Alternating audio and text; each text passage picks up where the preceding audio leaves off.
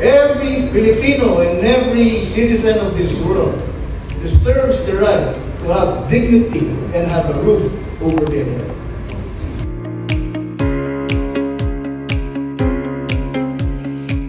I'm proud to be a partner in this collaborative venture in helping our Philippines, our loved ones.